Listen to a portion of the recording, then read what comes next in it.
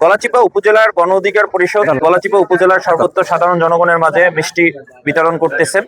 গলাচিপা উপজেলা বিচ্ছিন্ন দুটি ইউনিয়নে চরবিশ্বাস ইউনিয়নে নুরুল হক নুরের জন্ম। কোটা সংস্কার আন্দোলন থেকে রাজনীতিতে যুক্ত হওয়া, তারপর ডাকসুর ভিপি হওয়া এবং সেখান থেকে গণ অধিকারের দল প্রতিষ্ঠাতা করা, ত্রয়োদশ জাতীয় সংসদ নির্বাচনে এমপি হওয়া এবং মন্ত্রী দুটি প্রতিমন্ত্রীর দায়িত্ব পাওয়া। এই উপলক্ষে গলাচিপা উপজেলার গণ অধিকার পরিষদের সাধারণ সম্পাদক জাকির মুন্সি মিষ্টি বিতরণ করছে ব্যবসায়ীদের মাঝে। আমরা এখন সরাসরি তার সাথে একটু কথা বলে জানতে চাবো তাদের এই আনন্দ কিরকম ভাবে উদযাপন করছেন। বিসমিল্লাহির রহমানির রহিম।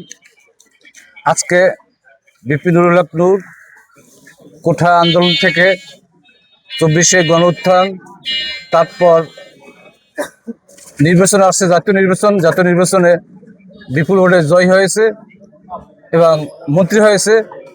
এই কারণে আমরা ব্যবসায়ী, আমি নিজেও একজন ব্যবসায়ী এবং ব্যবসায়ীর সাথে আমি মত বিনিময় করে মিষ্টি খাওয়াচ্ছি এবং বিজয় মিছিল করতেছি। ধন্যবাদ। যেমনটা শুনছিলেন যে গণ অধিকার পরিষদের সাধারণ সম্পাদক জনাব জাকির মুন্সি, সে ব্যবসায়ী এবং তিনি নিজেও একজন ব্যবসায়ী হওয়া সত্ত্বেও গলাচিপা উপজেলার পৌর এলাকায় ব্যবসায়ীদের মাঝে মিষ্টি বিতরণ করছেন। এই উপজেলার বিচ্ছিন্ন একটি ইউনিয়নে চরবিশ্বাসে নুরুল হক নূরের জন্ম। সাকিব হাসান, গলাচিপা, পটুয়াখালী।